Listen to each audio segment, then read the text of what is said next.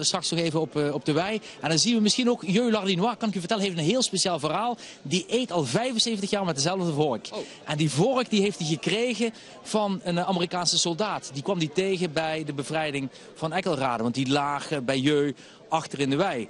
En toen ze weggingen, toen riepen ze Jeu bij zich. Die was toen 5 jaar oud en die zei: kleine jongen, hier heb ik voor jou een speciaal cadeautje. Hier is de vork. 75 jaar lang al, iedere dag, 's ochtends en 's avonds, eet Jeu met die vork. Vroeger oorde ik wel een schut niet, maar nu eet ik alles. Maar of dat nu aan de verzet, of aan de kookkunst, of aan de voeding, dat weet ik niet. Maar ik zou nog wel eens beide kunnen zien. Het heeft me al tietjes gemaakt. Al 75 jaar eet Jeu Lardinois uit Eckelrade met dezelfde vork. Iedere dag, elk eitje.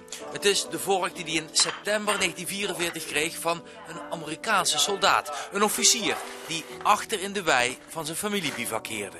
Gekregen aan dagelijks gebruik, zonder opdrachten, zonder dwang, zonder commando's. Ik moest al dagelijks verzet hebben. Ik heb dat hier, als ik hier altijd met gegeten. En ik zeg dan wel een schrik scheren, behalve met kerstmis. Jeu was 5 jaar oud toen de Amerikaanse Hickory-divisie Eckelrade bevrijdde. De troepen rustten uit in de boomgaard achter de boerderij als voorbereiding op de volgende slag. Hier lag dat heel tentenkamp. Hè. En s'avonds lag ik in de schuilkelder, had de schopen. Je hoort niks meer van een kleine jongen. En toen daarna kwamen de tanks en die kwamen ook zo diezelfde route als die Amerikanen zijn gekomen.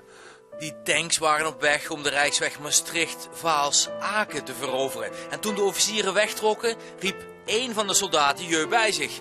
Het beeld staat 75 jaar later nog altijd gebrand op zijn netvlies. Moest ik bij de winst komen en de goal voor mij staat.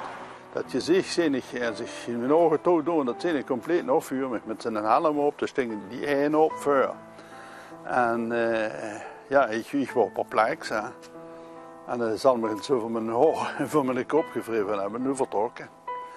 Maar voor mij is dat ja, nog altijd ingrijpend geweest. Dan zou ik die verzet al 74,5 jaar geleden weggedaan.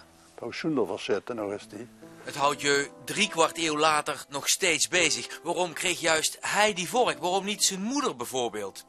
75 jaar later heeft hij de vork weer in de aanslag. Nee jong, dat is geen handel. Jeu denkt nu dat de iets oudere Amerikaanse officier misschien zelf wel een zoontje van 5 achterliet in Amerika. En dat hij daarom die vork kreeg. Dat heeft een rij gehad, hè? Dat je doen heeft. Misschien heb ik hem aan Jet herinnerd of door het film betekent dat er het gedacht verrek, wie vier dat zeggen, verrek, dat kost ik langer van bios wel zien. In die manier, anders, de man dat moet toch, dat heeft me niet lang die verzet gegeven. Dat heeft er ook dat is achter juist zo goed, als ik daar 75 jaar met gegeten heb, ongedwongen. De uur is toch chemie, hè? Als de uur is, dan moet dat toch het zien, hè? Ja, dat idee heb ik, sorry, neem me niet koelijk. Een vork met een verhaal van 75 jaar dankbaarheid. Met respect, hè?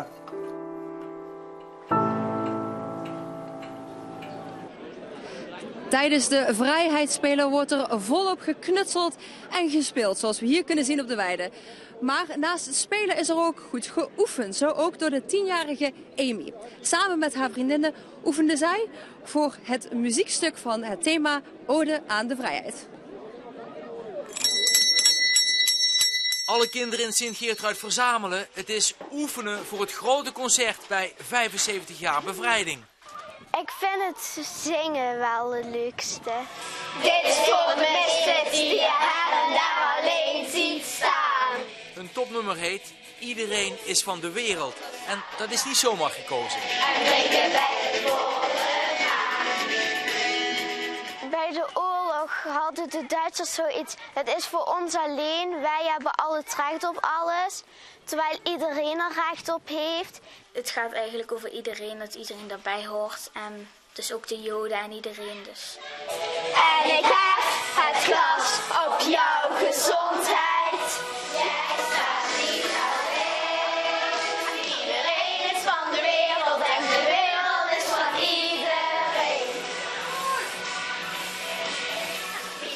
ervaring met echt oorlog. Maar wat mij betreft is vrede ook dat we verstolen zijn. Dat we aardig en lief tegenin blijven.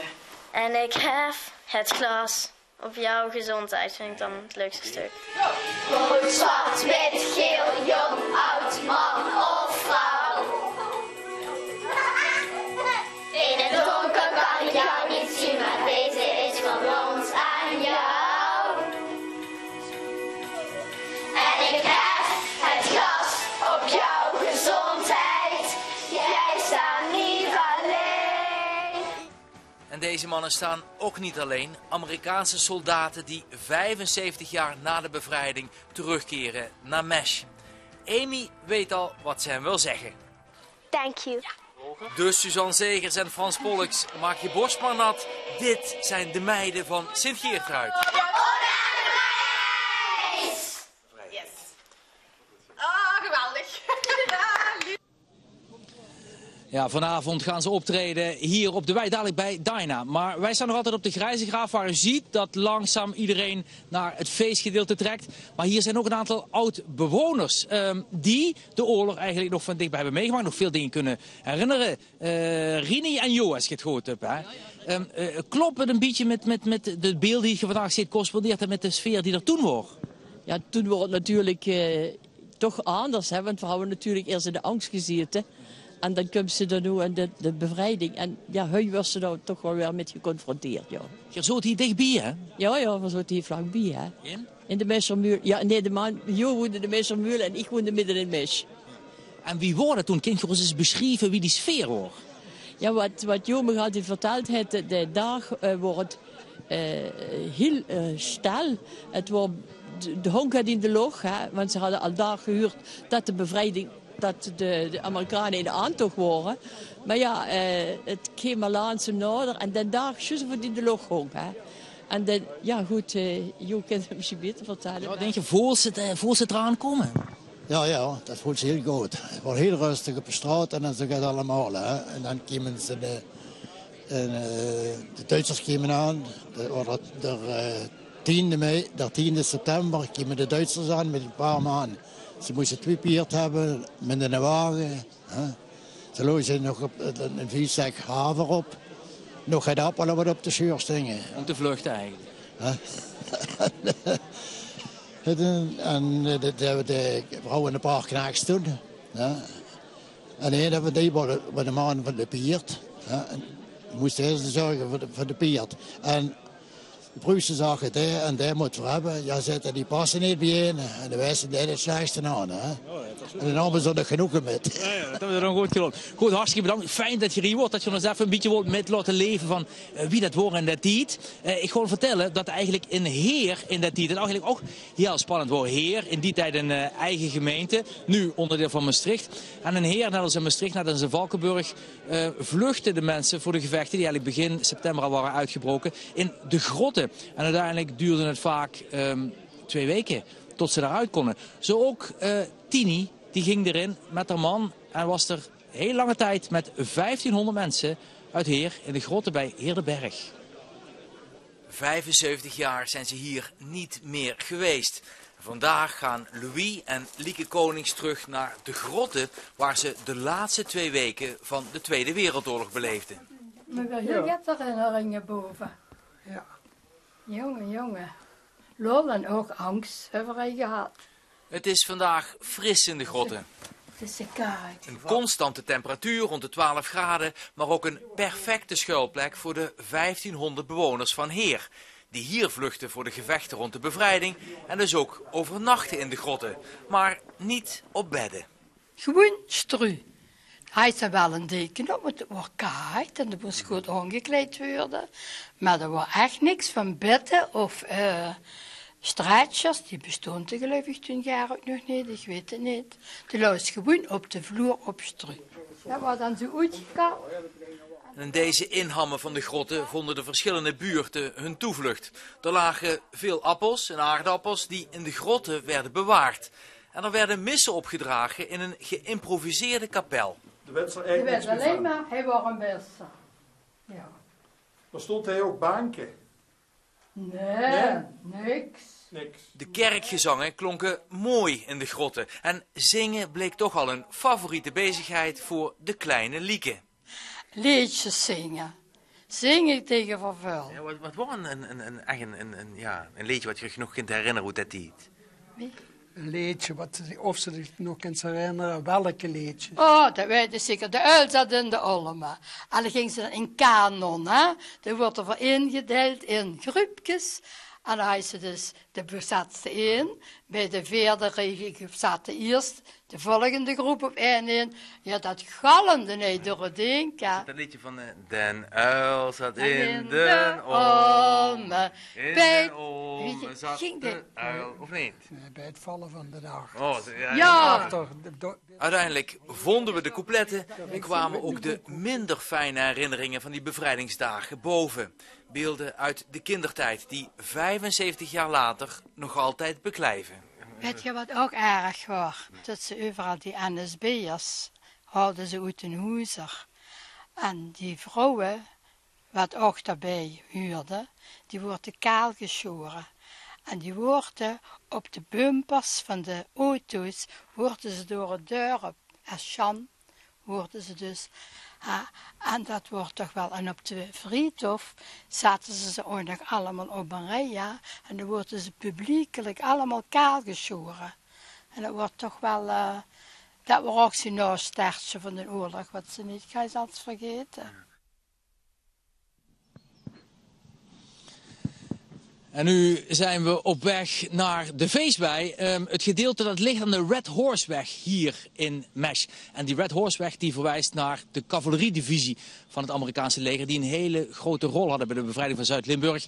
Het allereerste huis, bijvoorbeeld de Muggenhof in IJsden. Die werd bevrijd door die cavalerie-divisie. En in het wapen van die cavalerie-divisie staat een rood paard. Vandaag Red Horse en hier de Red Horseweg. Het is nog, moet je even kijken, een 300 meter loop ongeveer. En dan komen we bij Dyna. Dan komen we op de feestbij, waar dus ook die 1500 kinderen zijn. Uit Clairvaux in Luxemburg, uit Duitsland. En natuurlijk hier uit de 15 gemeenten, de 15 dorpen waaruit IJsden-Margraten bestaat. Daarom hebben we tijd om nog even terug te kijken naar de groeven. Die is tussen de 9 en 12 graden. Niet echt gekleed op... Zomer en winter. 11 maanden heb ik hier aan het lopen geleerd, volgens man. Hier de grote die eerste paas. Ja, echt. En zo leerde Frans met 11 maanden dus lopen in de Geulemer groeven, terwijl zijn familie wachtte op deze Amerikanen. Hier heb ik, waar ik 11 maanden, heb ik hier geslapen en de familie ook, en hier staat het te moe. Daar staat 9 tot 18 september 1944. En er lagen ongeveer tussen de 1000 en 1200 lui waren aanwezig. Ook de beesten, katten, honden worden allemaal metgenomen. En dat was op de 13 september. En mijn man met die op heden, dat ze dan de eerste Amerikanen op de Platske. Het Platske is de Malder Münsterweg. En dat heeft die man geschreven? Het heeft mijn man geschreven dit. En dat heeft ze me nou eraan verteld en dat klopte nou. De Amerikaanse 30e Infanteriedivisie bevrijdde uiteindelijk Berg en de Geulemer groeven. En veel van de leden van die Old Hickory divisie kwamen later terug. En die is ieder jaar teruggekomen. Kijk. En ik zie nog de ambassadeur van Amerika, dat is ook hier. Ja, die is hier geweest. Nou, de MH17, die heet dat de Bittiker Dagie. De dagen van euforie werden ook dagen van liefde. En het allereerste huwelijk tussen een Amerikaan en een Nederlandse vond zijn oorsprong op de berg tussen Valkenburg en Maastricht. Die lagen onder de Rasberg. En de Rasberg, dat heeft een grote rol gespeeld in de liefde van het eerste bruidje van Nederland. Ja, en dat waren Annie Gijzelaars met achter Nejami. Hier staat op de muur. Kijk, is een klein kind van een donkere Amerikaan. Maar dat wordt dus eigenlijk het eerste Limburgse mannetje dat met een Amerikaan trouwt? Ja, het eerste uit Nederland. Die is een verwachting geraakt en die zijn getrouwd. En mijn pa, van de Duitsers, in een auto geklauwd. Ja, echt, dat is een heel apart verhaal. En met die auto is Annie Gijzelaars met het kind naar Rotterdam gegaan en naar de Statendam. En Annie staat dan hier op de moor. Is ze nog wel eens hier geweest? Ze is hier geweest. Zelfs de dochter. Die wordt nu, ik geloof in januari, wordt die ook 74. Die is hier geweest. En ook de familie. En wat het leukste maar is, ik heb van Arthur het originele uniform gekregen. En dat past me goed en dat wil ik. Met 75 jaar wil ik het achterkleinkinderen dat uniform teruggeven. Mag ik hartstikke bedanken voor de tour. Ja. Tweede keer zeg ik maar voorkomen. Dan voor de open aarde en de rotswoning om. Hey. Hartstikke bedankt. Zeker en gezond blijven. Allemaal. En de groet aan de collega's. Doe ik. Ja, hoi.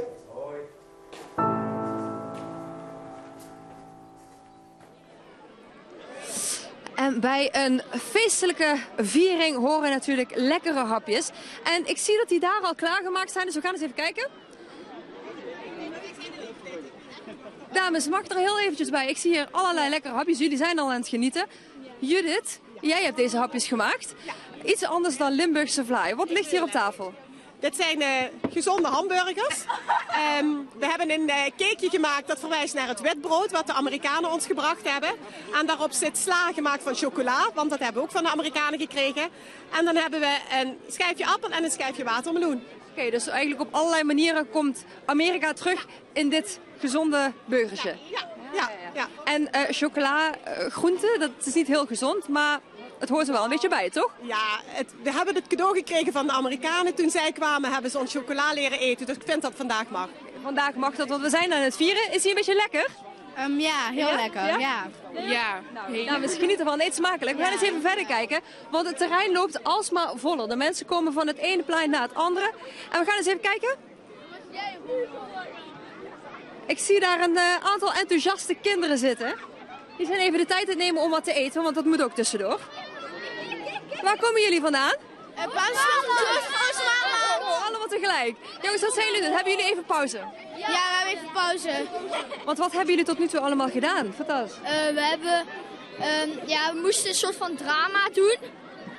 En nog andere dingen. Oké, andere dingen, wat nog meer? Jampotje. Jampotje, wat moet je met een jampotje doen? Dat is een voorstelling. Ja, dat was een voorstelling. En wat houdt zo'n voorstelling in? Weet ik veel. Weet jij niet? Weet jij dat wel? Het ging over dat iedere soldaat had een jampotje bij zich. En dan gingen ze, als die dan gesneuveld was, dan gingen ze al die medailles wat hij hier had, gingen ze dan in dat jampotje doen. Oké, dus om te verzamelen. En wat gaan jullie met dat jampotje doen? We hebben er geen gekregen. Wat ga je met dat jampotje doen? Dat geven ze aan de baas, geloof ik, maar voor de rest weet ik niet. De officier van het leger krijgt dan dat potje en die houden ze dan bij zich totdat ze weer bij de moeder zijn en die geven ze dat dan daar en die bewaart dat dan. Nou, dat klinkt hartstikke mooi. Jullie zijn druk bezig vandaag, zie ik. We gaan eens even verder kijken, want er zijn nog meer kinderen die hier druk bezig zijn. Veel plezier, jongens. Hier zien we wat groene shirtjes op de grond. Zijn gezond aan het lunchen. Dag dames, jullie zijn lekker aan het lunchen. Dag mevrouw. Wat zijn jullie hier vandaag aan het doen allemaal? Ik moet erbij gaan zitten. Sporten. Aan het sporten, dat klinkt heel gezond. Jullie zijn ook gezond aan het snacken. Maar sporten, wat voor sport zijn jullie dan aan het doen vandaag? Van alles. Van alles? Zoals? Zoals fietsen. Onder touwtje trekken en onder een zeil door kruipen, ja. Nou, ik zag ook al heel wat gedanst, dus ik ben benieuwd wat voor een dance moves jullie hebben straks. Maar we gaan eens even verder kijken, want Maurice die loopt hier ook natuurlijk rond. Inderdaad, en die hoort de mooiste verhalen, want het heeft allemaal te maken natuurlijk met de bevrijding van Mesch vandaag. Maar van andere Limburgse steden en dorpen later, bijvoorbeeld Gulpen over 2 dagen. Maar bijvoorbeeld ook Kerkrade, dat duurde nog een hele tijd. Het was lange tijd ook niemandsland. Daar moesten nog, zoals net gememoreerd, 30.000 mensen geëvacueerd worden. Omdat die eigenlijk in het gebied zaten waar gevochten werd. En daar zaten ook de ouders bij van de burgemeester van Gulpen-Wittem, Nicole Ramakers. U vertelde er net over, een ongelooflijk verhaal. Ja, mijn moeder en haar zussen en mijn opa en oma die woonden in Blijerheide in die tijd. Dus die hebben helaas nog heel lang op die bevrijding moeten wachten. En nou ja, ik ken wel de verhalen van de bevrijding en dat ze dus ook in die tijd geëvacueerd moesten worden. Ze hadden familie in Midden-Limburg wonen, dus daar konden ze naartoe. En een sterk verhaal wat er rond te doet. En ik denk ook wel dat het klopt is dat mijn opa, voordat ze vertrokken, nog een kist met waardevolle spullen ergens daar in de tuin begraven heeft. Zo diep en op een plek in de Haast dat hij daar de oorlog ook niet meer wist waar hij hem begraven heeft. Dus ja, die kist die ligt nog ergens in Blijerij in een achtertuin. En wellicht dat ze die in de toekomst met werkzaamheden nog een keer tegen gaan komen. Ja, zo het idee dat mensen inderdaad gaan graven in Blijerij rond deze dagen. Het zou kunnen. Gulpen, zoals gezegd, werd 75 jaar geleden over 2 dagen bevrijd, op 14 september. Wat doet Gulpen-Wittem? Ja, we starten morgenavond al met een concert in het klooster van Wittem. Ja, en 14 september, zaterdag, is bij ons echt een groot festijn. Ik vind het echt geweldig dat in bijna elk dorp door de inwoners van allerlei dingen georganiseerd worden. En er is een stoet met historische voertuigen die door heel de gemeente al die dorpen aan gaat doen. En daar mag ik ook weer bij aanwezig zijn. Heel veel succes, heel veel plezier. We gaan opletten of er dadelijk geen vliegtuigen overkomen, want die komen eraan. De vliegtuigen die in de Tweede Wereldoorlog bekend waren als de Harvard II planes. 16.000 werden er in totaal van gemaakt. Heel nuttig, met een grote mitrailleur voorop. En die komen zo dadelijk hierboven.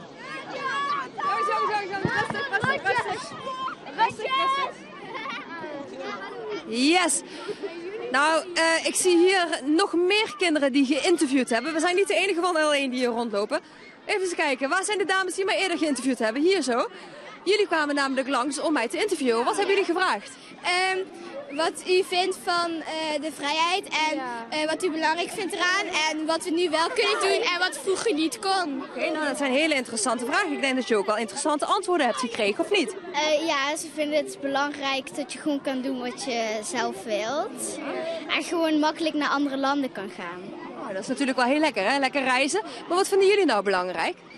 Ik vind het vooral belangrijk. Ik wil heel veel buiten spelen en vroeger kon je niet zomaar buiten spelen. En er waren ook gewoon mensen die, waarvan je bijvoorbeeld niet wist dat die iets deden. En nu kan je gewoon buiten spelen waar je wil en hoe je wil. Oh ja, dat klinkt wel eigenlijk heel fijn, hè? Want kun je een beetje voorstellen, 75 jaar geleden, hoe dat hier eraan toe zou zijn geweest? Ja, echt de hele tijd bommen horen en de hele tijd binnen zitten, dat is niet fijn. Ja, want wat hebben jullie geleerd over deze dag vandaag? Dat iedereen vrij mag zijn.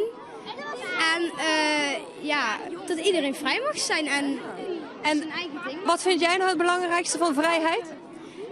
Dat iedereen zijn eigen ding kan doen. Dat klinkt als een hele mooie boodschap. We gaan eens even verder kijken. Hè? De mensen zijn hier op het terrein, ze gaan het klaarmaken. Ik denk voor een optreden zometeen. Dag. Hallo, hallo, hallo. Wat zijn jullie hier vandaag doen? Je hebt een mooie hoed op. Wat gaan jullie vandaag doen? Dingen doen voor de vrijheid. Dingen doen voor de vrijheid. Maar wat houdt dat dan zoal in? Klopt. Wat lief zei je? Wat gaan jullie dan doen? Gaan jullie dansen? Gaan jullie knutselen? Van alles. Workshops, alles eigenlijk. Is het een leuke dag tot nu toe? Ja! Dat klinkt hartstikke goed. Ik wens jullie goed. Nou, het gaat hier al goed los. Ik wens jullie veel plezier vandaag.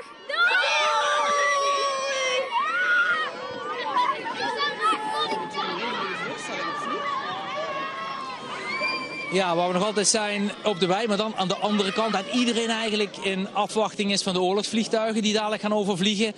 Net als de burgemeester van Meersen, die staat hier ook. En was, vertelde u zelf, geroerd bij de ceremonie. Bij de 4 veteranen die eigenlijk binnenkwamen. En u zegt, ik was blij dat ik een zonnebril op had, want een traantje moest ik wel laten. Ja, dat is heel gek. Ik vroeg me eigenlijk af, wat gebeurt er met me? Op het moment dat die auto's komen en die 4 veteranen stappen eruit, denk ik, we moeten zwaaien. We moeten gaan zwaaien. Hier komen de Harvard II vliegtuigen. Mirjam Clermont ook met de rode zakdoek klaar.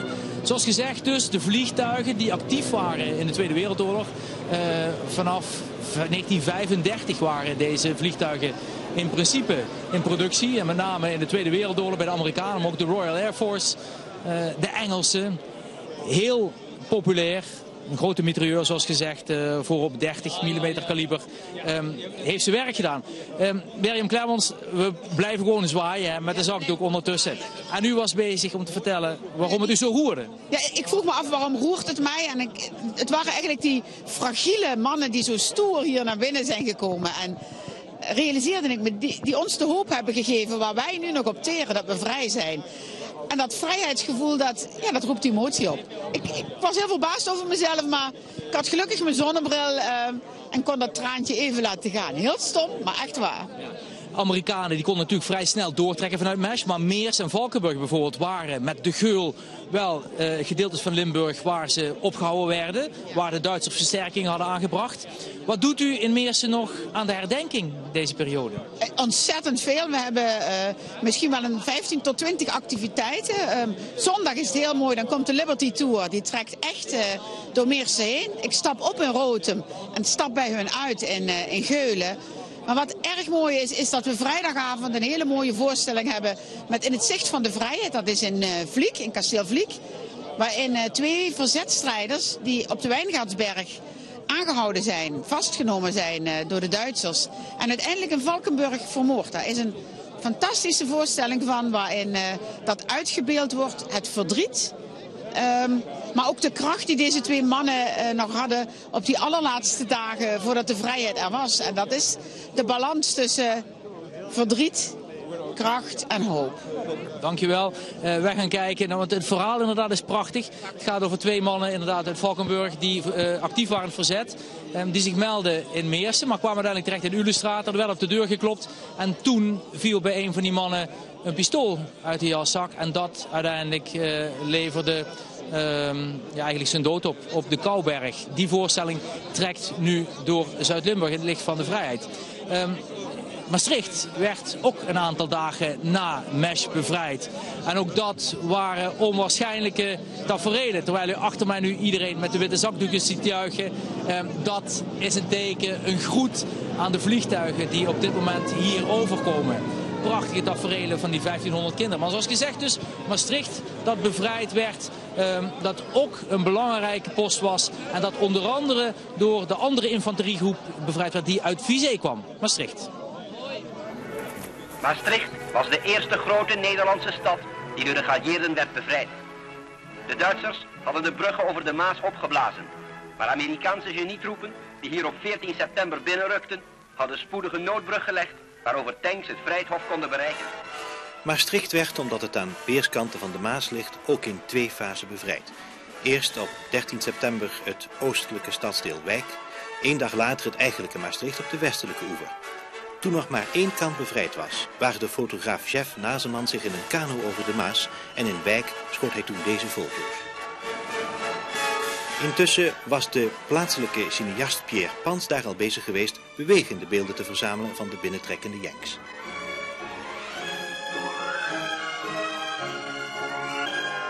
In de film zit een fragment waarin men ziet hoe een Amerikaanse militair met iemand blijkbaar van de binnenlandse strijdkrachten dekking zoeken achter het restant van de opgeblazen brug.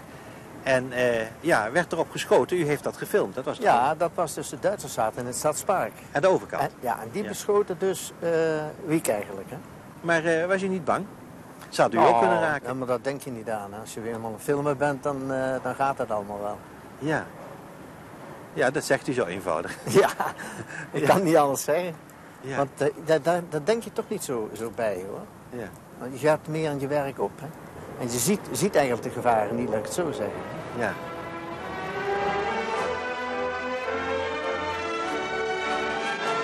Ook de Amerikanen wisten Maastricht al heel gauw op zijn juiste waarde te schatten. De stad werd uitrustcentrum voor vermoeide frontsoldaten. In de stad Schouwburg traden Marlene Dietrich op en Mickey Roney en dansten de Maastrichter meisjes met de Amerikanen op muziek van de band van Glenn Miller daar compleet aanwezig. Ja, en heel interessant zijn natuurlijk de verhalen van de mensen die dit daadwerkelijk hebben meegemaakt. Programmamaker Frank Roeber maakte daar een serie over, Ooggetuigen. En hier vertelt hij in een eerder interview wat meer daarover.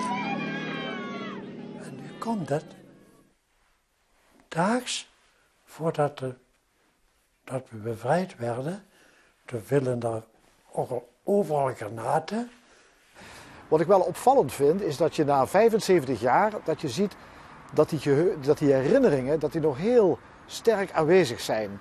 Deze mensen die kunnen zich echt alle details herinneren van die dagen rond die bevrijding en ook uit die voorafgaande periode in die oorlog. Het staat echt in hun geheugen gebeiteld. Want als man, die waren zo bang, hè.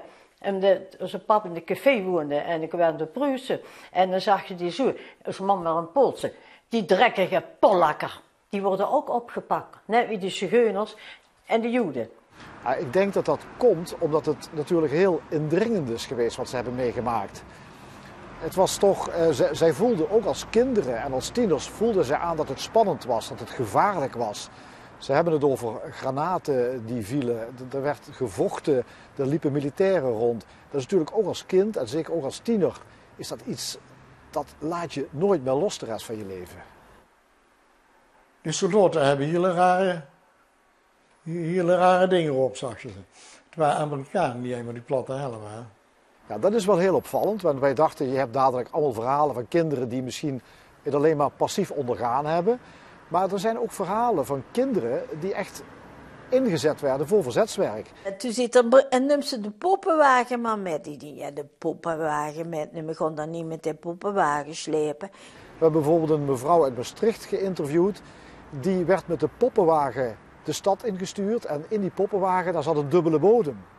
En onder die bodem, daar vervoerde zij dus als kind van 8 jaar bijvoorbeeld bonkaarten die weer nodig waren om onderduikers aan eten te helpen. Dat heeft ze natuurlijk pas na de oorlog te horen gekregen van haar moeder. Mama vertelde dat in die poppenwagen, dat waren een dubbele boom en daar zaten bonkaarten in. Zuid-Limburg werd bevrijd eigenlijk met name in die eerste periode na september 44, september, oktober. Voor Noord-Limburg was dat eigenlijk veel later. Merk je dat ook in de getuigenissen die jij opvangt? Zeker. Zuid-Limburg, daar werd natuurlijk ook gevochten. En mensen die dat meemaakten, was dat ook natuurlijk een spannende periode. Maar toch, als je Zuid-Limburg vergelijkt met Noord- en Midden-Limburg, dan kun je zeggen dat Zuid-Limburg, dat het allemaal nog redelijk feestelijk ook sneller aan toe ging. Het was echt het toejuichen van de tanks, de Amerikanen, zoals je dat wel kent van de beelden. Noord- en Midden-Limburg was een heel ander verhaal. Daar is keihard gevochten. Daar zijn dorpen en steden helemaal platgeschoten. Nou, toen de oorlog uit was, toen heb ik gezegd van, als het weer oorlog werd, dan wil ik meteen dood. Wanneer kunnen we jouw serie zien? Ja, dat is vandaag al. Eerste uitzending om 12:15 en vanavond om 20:30. En het is gewoon de komende 4 weken elke donderdag. Ooggetuigen. Vond u dat nou interessant? Blijf dan zeker zitten, want vandaag hebben wij bij Al1 de première van de eerste aflevering van Ooggetuigen.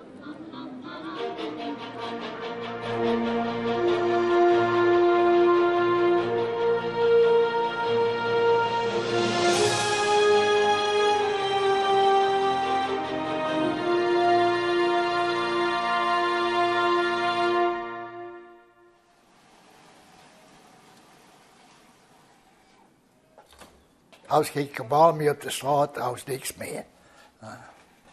En dat merkte ze aan dat ze Amerikanen kort op hier kwamen. Die Pruisen die zaten met een of ander, of het geschut zal ik maar zeggen, hier achter in de percelen. Juist aan de onderkant van de biek, aan de kant. Toen kwamen die granaten over. Daar. En hier zo op 10 meter afstand van het gebouw. Dat was de tweede. De derde die viel aan de kant van de biek. Ook zo net dezelfde afstand. En daar waren in geraakt. Die waren gesneuveld. Eigenlijk wie van boven kwam en zag dat veel gras kapot was. Want het ontploffen van die granaten. Dat waren daarachter en dat waren hier zo.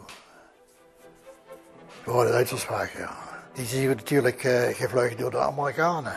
Dat die kort op hier kwamen. Die kwamen daar door die hoogstammen af. En aan de kant. Dat veld daar, dat we gaan zoeken door de meeste steden. Dus ze zijn daar de weg afgekomen en van die weg vermoedelijk een hierbaan. De 12 september, ik weet natuurlijk, we moesten voor onze ouders, wie het moesten knetteren, wie het dus eigenlijk, wie het geluid was nodig, moesten we de kelder in natuurlijk. Hè. En toen, ja, wie dat toen ja, dan mochten we voorzichtig naar buiten. Maar ja, onze ouders waren natuurlijk heel voorzichtig. Dus, maar ja, eindelijk, dus die eerste Amerikanen, die hadden geen tijd. Die zaten nog in die, ja, hoe moet ik zeggen, die gevechtsfase. Hè. Maar wie toen naderhand, dat steden ze natuurlijk bij, de kroegen voor keukens, kogel wat voor niet kostte, chocolade, hè. Dus dat zijn dingen die ze dus als kind, toen ik was maar 6,5, hè, was ze eigenlijk bijblis. Op dat moment houden ze dat niet, hè. Dat huurt ze naderhand, hè. Als er een paar dagen overheen zijn, hè, dan huurt ze dan, ja, we waren het eerste.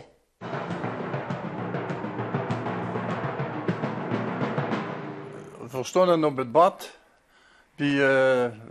Destijds was dat hotel daar. Hè. En in één keer kwamen we 2 Pruisen. En we moesten met Loekergraven op de Rijksweg. En er ging een auto holen, een vrachtwagen holen. En de andere die bleef daar rondlopen met zijn geweer en al. Hè. Dat liep daar rond. En dat liep op en af. Ik zeg tegen een kameraad van me, dat is jammer genoeg al dood. Ik zeg, als hij nog een keer door ben wandelen, dan ben ik weg. Dat heb ik geschoten, maar ik heb altijd gemeend, dat heb ik niet willen treffen. Dat heb ik altijd gemeend, omdat wordt te koud bier, dat kost niet meer schieten. En dan ben ik daar doorgelopen, over het merken, naar de gestiedsbusje in. En dan heb ik daar 2 dagen onder een hoop hout gelegen bij de ijskelder. En mijn ma wist dat, want die wist dat van de buren. Die hun zoon, die is ook al lang dood, die lag ook daar onder een hoop. En dan heb ik voor daar gelegen en ik kon voorzien. Er zaten in het huis van de verkouteren, in de Kastielenlaan. En de Pruisen, ik zal maar Pruisen zeggen, ik heb niks op die lui hoor. En die liepen er op en af. En toen waren ze aan Lavagne heet dat daar, in Kaarstad. Daar waren ze een pontonbrug aan leggen. En die liepen met zo'n heel klein kanunje, liepen die dat bergje over het kasteel en op die open plaats schoten ze doorheen. En dan liepen ze weer een paar schoten en dan liepen ze gauw weg en dan gingen ze naar dat huis in de Kastielstraat. Hè. Dat was het huis van Verkouteren, dat was de ringmeester op het kasteel.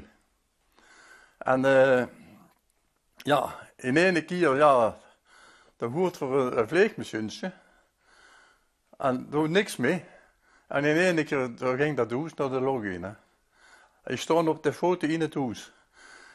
En ja, er waren dus verschillende dood gebleven, 4 of 6, dat weet ik niet meer zus. Duitse soldaten zijn daar dood gebleven. Daar. Ja, en dan de kinderen kunnen uitkomen. 2 dagen daarna was de bevrijding en toen zijn we uitgekomen. Hè. Toen zijn we de straat opgegaan. Hè. En er komt een eerste tank, of een panzerwagen, die komt uit de Kastielstraat. Dat was allemaal blij, hè. Dat was allemaal blij voor krogen chocolade. Voilà. Ja hoor. Ik weet niet of ik dat moet vertellen.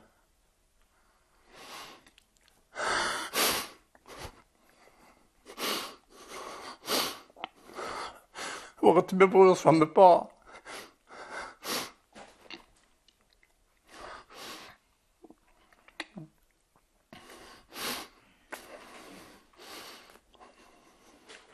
Mijn pa hadden een keer dienst en de treinen controleren.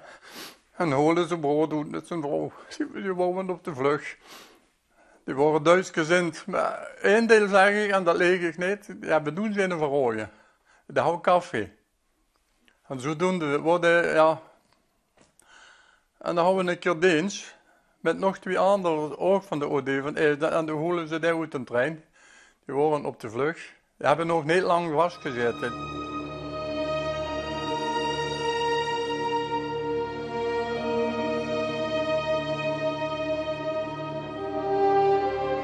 Duitsers die sneuvelden, die zeugden ze, die lagen in weien en overal lagen die. En die gingen ze met peert met een plateauwagen. En dan gingen ze die opholen en die lagen op een wagen. En die holen ze overal bijeen en ze zijn gekomen tot 46. 46 lui, hè, waren dat, hè, soldaten.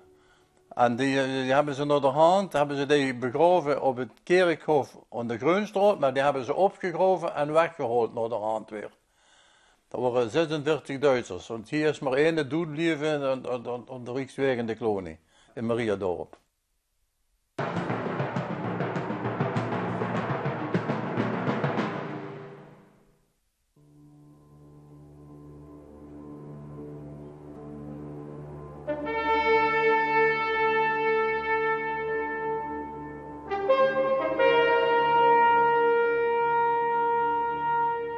De pa die zit luister. Toen schijnt naar hoesten, die ging wel deksel gewoon smiddags en dan ging ik ook deksel met. Dat mocht ik ook met, dat vond ik leuk. En toen zit er, en nam ze de poppenwagen maar met. Ja, de poppenwagen met, we gaan dan niet met de poppenwagen slepen. Jawel zit er nu maar de poppenwagen met, want dat vinden ze best leuk. En Toos vindt dat ook leuk. En nou ja, dus ja, ik met die poppenwagen. Dus via me de stwie de brug over naar het Witte Vrouwenveld. En dan komen we dus bij Lokerman. En meneer Lokerman dit de deur open. Daar ken ik ook wat leuk. Dat ze kom maar met naar binnen toe. En dan, ik kreeg daar limonade en ik kreeg daar keukens. Nou, voorzien door een keertje geweest. Die poppenwagen bleef in de gang stond. Dus, en ik ging dus in de keuken dus daar. En nou ja, na een keertje, toen zien we weer opgestapt. En toen zien we bij die hulp toe, zien we naartoe gegaan. Maar wat bleek achteraf, mama vertelde dat in die poppenwagen, dat waren een dubbele boom en daar zaten bonkaarten in. Dus ik heb met die poppenwagen, heb ik door mijn streek.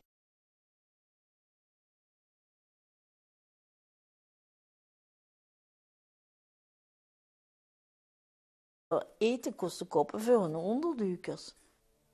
Hij was bevriend met Kaplan Joosten van Onze Lieve Vrouwenplein. Dat was ook dus nog een jonge mens en mijn pa was 34. Dus, en die kosten ook met elkaar opscheten.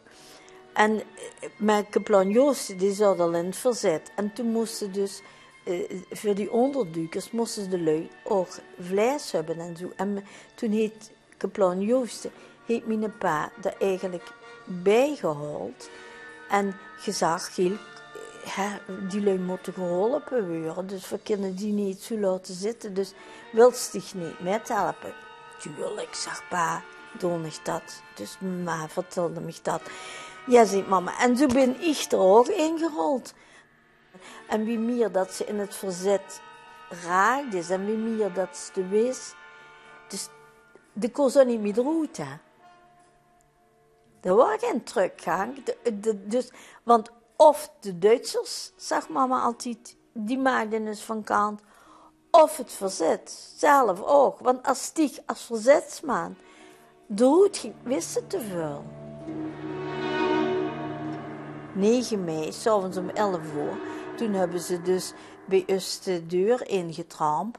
En dat was dus een glazen roet. En toen zijn die naar binnen gekomen met een hoop toestanden en alles. En toen hebben ze mijn pa en mijn ma metgenomen. En 14 toen, mijn zuster ken ik heb een zuster, die was 3 jaar jonger. En die verbleven in huis en dan bleven de Duitsers, die bleven door het huis lopen. En alles wordt nagekeken, alle kasten worden, alles uitgehaald. Dat waren een onderrij, dat was verschrikkelijk. Die zijn 3 dagen en 3 nachten bij ons door het huis geweest. Er mocht niemand naar binnen en niemand naar buiten. En die kregen dus, die soldaten worden afgelost. En die kregen ook eten gebracht. En dan kregen verder ook eten van. En na 3 dagen zijn ze weggegaan. Maar toen waren mijn ma en pa zaten toen op de Wilhelmina-singel. Zaten die bij de SD. En toen naderhand is mama vrijgekomen. Dat heeft toch een paar weken geduurd. En toen is mijn pa, die is eerst naar de Portersbaan gebracht. Heeft hij vastgezeten. En toen daarna is er dus naar Vught op transport gezet.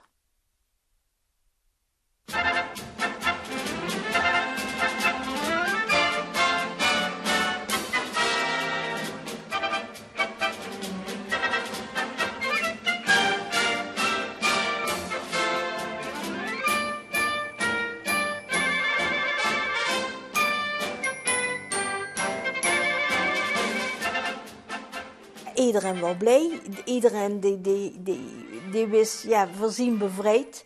En de Amerikanen komen, die zitten daar. En de zag die ook. En de zag die jeeps komen. En ja, die begonnen met chocolade uit te delen en alles. En op 's avonds was dus in de Brugstraat, daar was muziek. En dan waren ze aan het dansen en plezier aan het maken en zo. Ja, dat heb ik natuurlijk wel gezien. Maar ik heb dat nog niet aan metgedaan, omdat ik daar veel te klein voor was. En wel is me opgevallen, er waren dus jong meisjes, die waren dus op schoen aan dansen, die een vuilste groet waren. Dat waren Schoenendans op maart 43. Dat waren op Klompen. Dat was ongelooflijk. Wat dat, met de lui waren zo blij dat ze eindelijk bevrijd waren.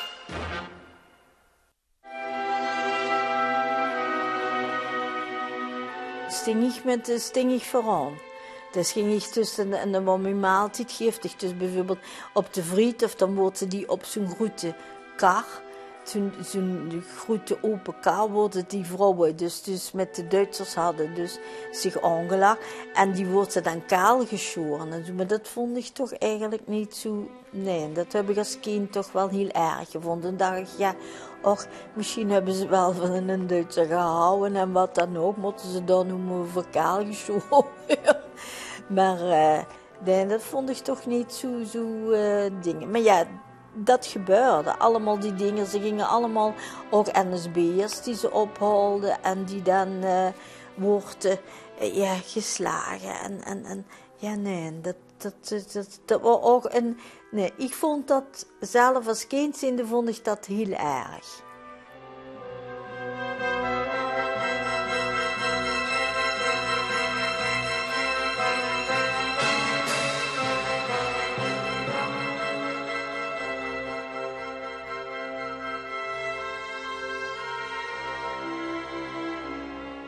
De ganse winter hebben we maar gewacht. Ja, wat zou er zien? En iedere keer zo papa nog terugkomen, zou er niet meer terugkomen.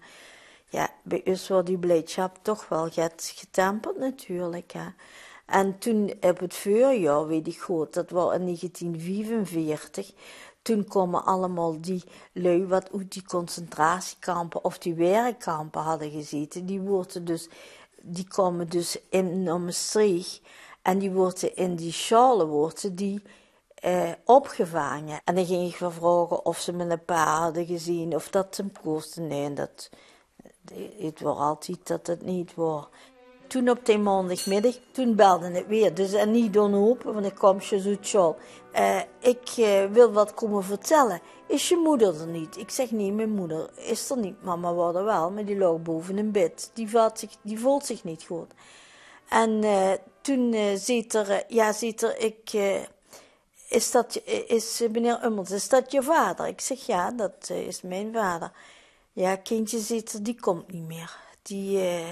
Die is ziek geworden en die was zo vermagerd en zo ernstig ziek.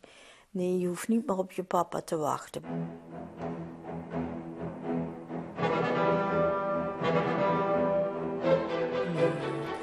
Die voelt zich niet als held en die deed dat ook niet als avontuur of zo het gezien. Gewoon helpen, wij er niks. Nou, we hebben gemerkt, de dolle dinsdag, ik weet niet, dat betekende dus, de Duitsers die trokken terug in karren, op fietsen met rubberbanden. Die waren toen massieve banden, want gewone banden, dat was heel zeldzaam en die konden niet gerepareerd worden. Gedragen gewonden.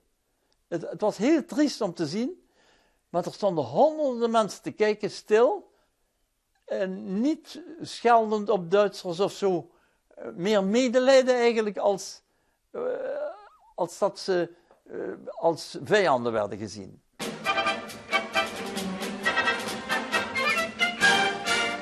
Op 13 september komen ze ook nog juist in Wiek, dat is groot feest.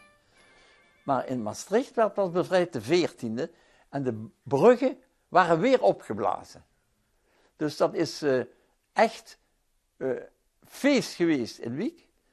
Maar in Maastricht hadden ze de vlag ook al uitgestoken, maar die hebben ze weer allemaal binnen moeten halen. Want ze waren een beetje bang dat die Duitsers met die geweren gingen schieten, of zelfs erger. De volgende dag hebben we eigenlijk geen Duitsers meer gezien. Dus de 14e september was Maastricht ook bevrijd. De eerste Amerikaan heb ik gezien op het Vrijthof. Heb ik de eerste Amerikaan gezien. En die liepen heel rustig, maar die waren nog bedachtzaam.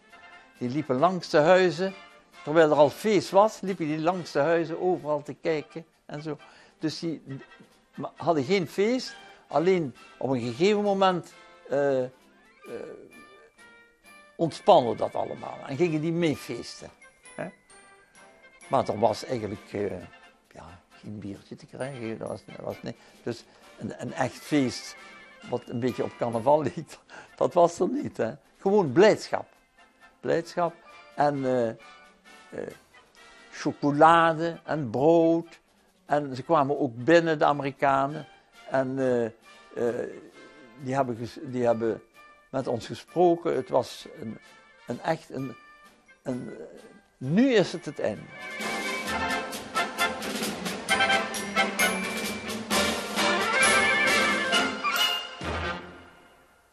Wij zouden naar de grotten gaan van de Spieterberg. We hadden dus een kinderwagentje, die lag vol met wekflessen. Daar lagen kussens op, daar moest mijn jongste broertje op zitten. We hadden inmiddels 5 kinderen. En mijn moeder had rugzakken gemaakt. En die moesten elke avond in de winkel, gingen we rondjes lopen om te kijken of alles nog goed zat. Maar mijn vader had opeens geen zin meer om die grotten in te gaan, want daar lag iedereen op stro. En hij zei, als daar brand uitbreekt, dan zijn we allemaal verkocht. Nu had ik een oom, die was kaplaan in Bunde. En zoals al die geestelijken had hij een groot huis. En die zei, kom toch hier, je kunt bij ons een kamer krijgen. Dus mijn vader wilde liever de bevrijding afwachten in Bunde. Want in Bunde hadden ze de hele oorlog door misschien maar 5 Duitsers gezien. Daar kwam nooit een Duitser, dat was een klein stadje of een dorpje. Daar kwam nooit iemand. En dus dat bleek een hele veilige plaats.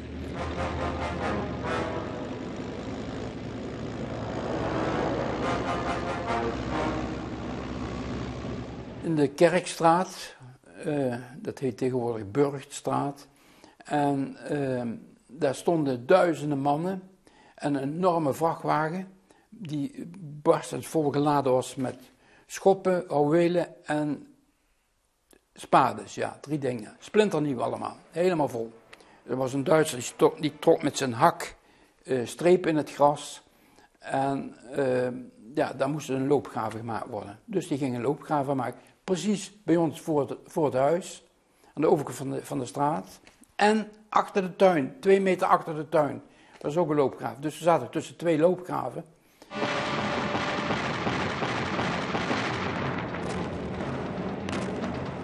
En plotseling was er een ontzaglijke dreun te horen. En we keken elkaar aan, dat was een dreun. We waren wat gewend. Ze hebben alle bruggen in de omgeving opgeblazen. Over de Geul, dus we waren wel aan het dreunen wel iets gewend, maar dit was een superdreun. En toen opeens begon het dreunen te regenen. Nou, het was verschrikkelijk. Het dorpje werd met granaten beschoten. Nou, het was gewoon, we zaten allemaal te bibberen en te klappertanden van de angst. En hoe lang dat geduurd heeft, dat weet ik niet, want ja, je raakte in een soort roes. Je wist niet meer, ja, je lag op sterven, dus je was helemaal afgestompt. Maar op een gegeven moment keken we elkaar met zo'n ogen aan. Dat gebeurde allemaal in het donker, bij kaarslicht, want er was geen stroom meer. En we keken elkaar met zo'n ogen aan, want het was stil. Het was stil en we leefden nog. Nou, het was een wonder gewoon. En we konden niet geloven dat we nog leefden. En toen, na een kwartier, zei mijn vader, ik ga eens boven kijken. Die is naar boven geslopen. En omdat de ramen op een kier stonden, waren ze niet gebroken. Die kwam niet terug. De Duitsers zitten nog allemaal in de loopgraven. Godverdomme, als dit niet geholpen had, wat moest er dan nou nog gebeuren? En met heel somber gezichten zaten we er maar te wachten. En toen 's middags, ik denk dat het een uur of 3 was. Ja, zoiets. Dat kon ik aan een streepje zonlicht zien. Want er stond een kistje met zand voor het keldergat. Tegen scherven en kogels. Ik denk dat het 2 of 3 was. Toen hoorden we Amerikaanse jachtvliegtuigen overkomen, de Thunderbolts. En die hebben 1 voor 1 op die loopgraven gedoken en geschoten. Met een loeiend geluid gingen ze naar boven. En dan 1 seconde stilte, kwamen ze naar beneden. En dan begonnen ze te schieten alsof er een motorfiets door de kelder reed. Ongelooflijk. Ik kan het nu weer vertellen, maar oké. Vroeger was het altijd kon ik dat gewoon niet vertellen uit emotie. Nou, toen hoorden we iets ronken voor de keldergat. En ze gingen luisteren, we hoorden voetstappen. Ja, je hoorde Engels.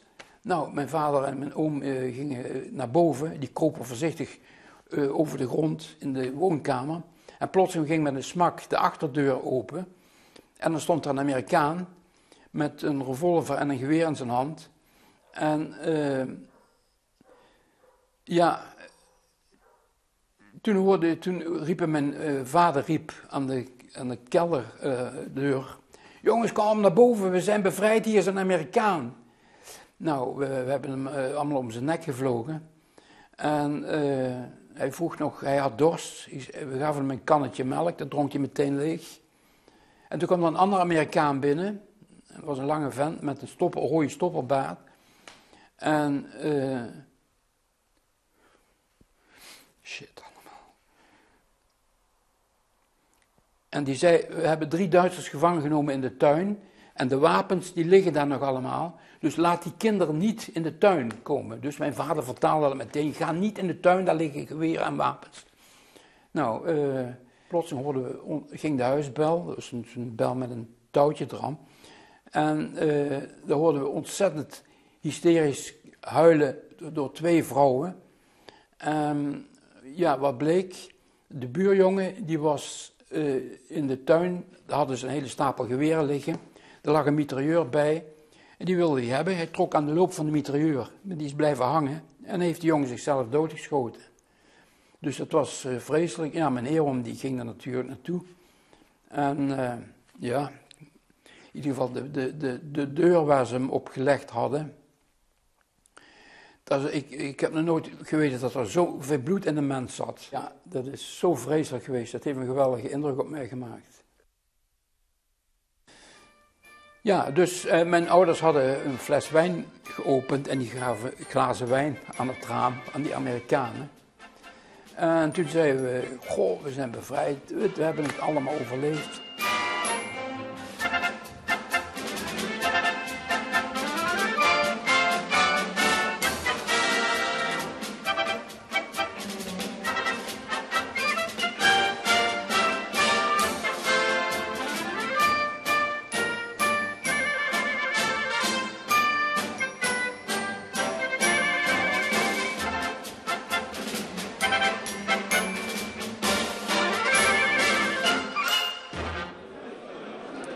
Ja, en terwijl de ceremonie bij het monument voorbij is, begint het hier goed vol te raken bij de Vrijheidsspelen, maar ook hier in deze tent. Ik sta hier met de heer Bovens. Wat is er zo belangrijk aan het herdenken van de vrijheid? Wat is de grondgedachte? Nou, voor ons is de grondgedachte dat door herdenken, dat je inderdaad ook gaat nadenken wat vrijheid betekent. En dat vrijheid iets is wat je iedere dag weer waard moet maken, zeg maar, om te vieren. En als je het hier ziet, bijvoorbeeld nog met veteranen en dergelijke erbij, dan zet het je gewoon aan tot nadenken. Want vrijheid is iets wat wij denken dat dat allemaal vanzelf is. Nou, we weten dat dat niet het geval is. Maar door dit soort feesten, door dit soort evenementen, word je tot nadenken gestemd en dat is goed. Ja, dus een stukje bewustwording. Ja. U noemt zelf ook al de oudere veteranen die hier rondlopen. Die krijgen al een luid applaus bij binnenkomst. Ja.